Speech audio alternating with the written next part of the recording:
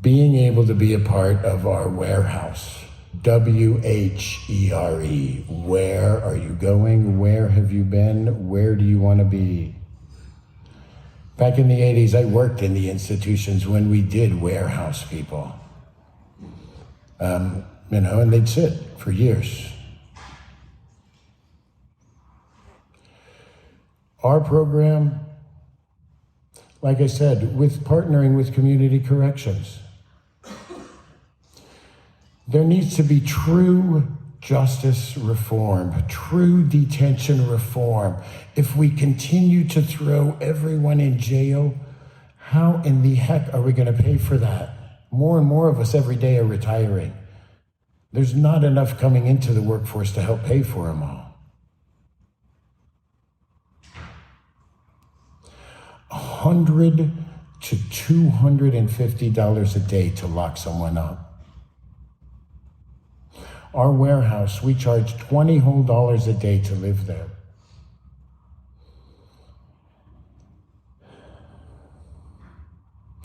In this world, it is not easy when you are addicted to alcohol and drugs.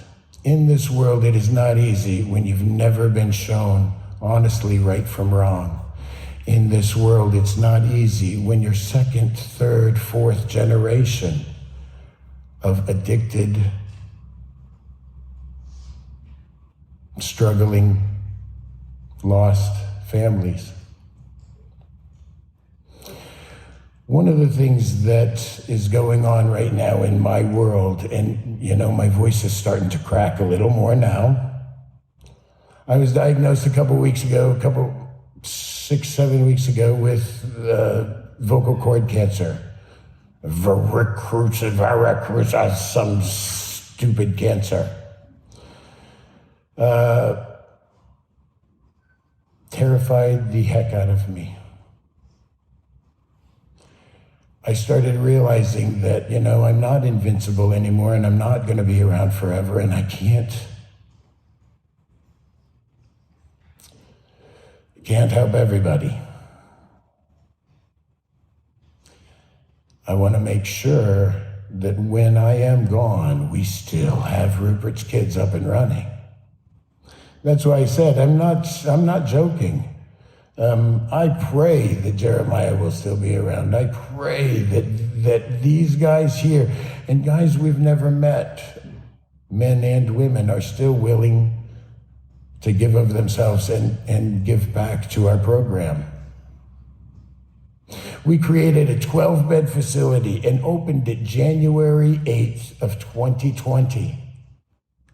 Spent over $125,000 of earned money, of money that you guys have given to us, of money we have earned, but no tax dollars. 25,000 of that went to property tax of our darn business, of our Wherehouse, just to get the back taxes taken care of. To a community that begged us to come, but didn't give a penny of that back. We wanted to create a path for the nonviolent offender, the drug-addicted offender, that lost soul that can make it. I watched here in Marion County them spend $2 million plus creating a 20-bed facility, having hundreds of thousands of dollars a year for their budget, all from our tax dollars. That's not us. That's not the way to do it. We have about a $200,000 a year budget that we generate.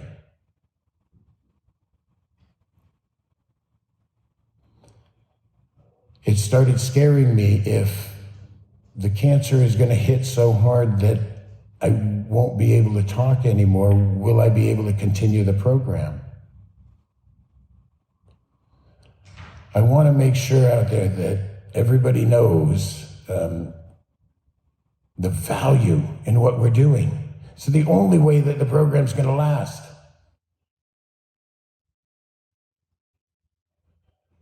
I don't really like thinking about my own mortality, but I've been forced to here lately.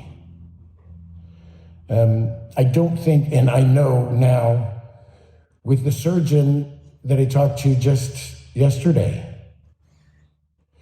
the chance of me losing my voice quickly is very slim. They can go in with the lasers and start lasering out the cancer and still leave as much of the vocal cords as possible. I'll still have a voice. But I had started thinking about even being that guy that had to talk with the voice box externally and how I would deal with life. I like my life. I like my world that we've been able to create, and I want to keep it going. Whether I can talk or not, it's going to stay. Whether I'm here or not, please, I hope it stays. The only way that we're going to be able to afford the jail system is if we stop locking everyone up.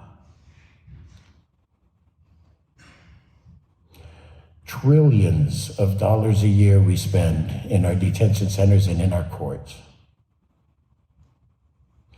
So January 8th of 2020, we opened our 12-bed facility. By February, we were 3/4 full. By March, COVID hits. We go into a shutdown. Probation, parole, home detention, Gallahue, all the services that have our guys during the day. Stop. Instead of just having guys in the evening or the afternoons and evenings, we have them 24/7. No one leaves. We're in COVID. The utilities almost double. The food costs definitely double. We have to get more employees. We've now got 3 vehicles just to make sure we can transport everybody around where they need to go. We have multiple drivers. It's insane what happened. In that March, we also lost $50,000+ worth of fundraisers canceled overnight. $70,000 worth of appearances canceled overnight. No more jobs, no more money, and people. That was not an easy year. I hate that my voice is leaving me. I just want to tell you guys that. That was not an easy year. But we made it through. We didn't just make it through, we made it through with great successes. Amen. Like I said, we had Jeremiah move in there as our RA. In those first 9 months, my gosh, I can remember some great times there. We created a list of all the participants that we've had over the years in Shelbyville. In our house, even with the struggles that we've had, we're still running over a 50% success rate that has been able to be sustained with no government assistance. No extra help, just our little staff, the guys themselves, helping each other. You saw Todd standing here and telling his story. Addictions happen to so many of us. It's not just the kids. But when they happen, they affect all of us, including our kids. If we have that ability to help each other, my gosh, that's what we need to do. Yeah, I would love some water.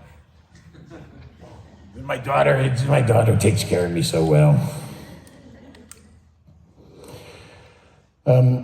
Being able to be here, being able to be able to talk and to tell you guys what we're doing, I don't take for granted anymore. I want to say thank you to all the volunteers. Thank you to Bob Donaldson. Thank you to everyone that has made it easier on me this week, this month, this year, this night. I do thank you.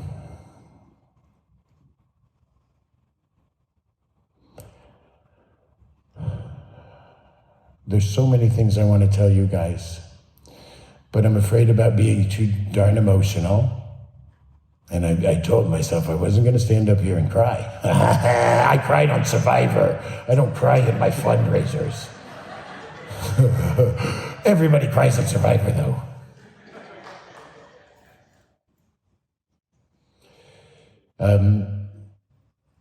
It's been a wonderful night. It's been a wonderful almost 2 years of running our warehouse, showing where we're going and how we're going to get there. We're going to get there together.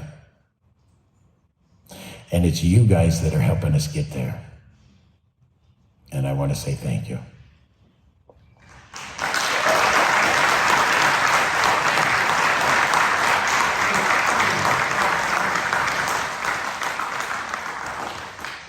I didn't talk too much to my team about this next fund a need and how this works. Didn't at all. And that's going to be a problem, but I don't care. We've made it this far in this night. It's been beautiful. We have 2 needs in Ruperts Kids. We have a lot of needs, but we have 2 really big needs. One, we would like more beds. We are packed. 12 beds, 12 guys. We could create 4 more beds pretty easily and wouldn't have to make more bathrooms, wouldn't have to do anything. We would like to make 4 more, we'd like to make 20 more beds. But we can make 4 more beds and not have a fire suppression system. If we make 5 more beds, we got to buy a $40,000 fire suppression system. Not yet. So we'll get right to it. That's one of our big needs. And hopefully, next year, I'm standing here telling you we don't have a 12-bed facility, we have a 16-bed facility. The other need we talked about years ago at Tuxes and Tennies when we were putting the program together, the Wherehouse. We had a leaky roof. We knew it was thousands and thousands of dollars to fix it. We generated $12,000 that night 5-6 years ago. And weren't able to spend it on the roof. We had to spend it on the back property taxes. We still got a leaky roof. We've patched and fixed. Jeremiah has been up there a few times patching and fixing. It's kind of hard with the new leaks sometimes when you got a leak over your bed. That sucks. When another ceiling tile falls in the kitchen when we're cooking dinner. Usually we catch them before then, but you know. The cheapest estimate we've got to fix the darn roof was $40,000. Like I say, the fire suppression system at $40,000. I've got other things we've got $40,000 earmarked for, but 2 or 3 years from now, I'll be talking about the fire suppression system that we put in and created 20 beds. But today, I've got an ask that I am asking to help us create more beds and fix our roof. That's a $50,000 ask. And that is a project that if I don't have finished standing here next year, I'll be asking again. I'll have some good reason why, and we'll have some great stories about what we've had to spend our money on. But I hope to be standing here saying, we've got a new roof and we've got 16-bed facility.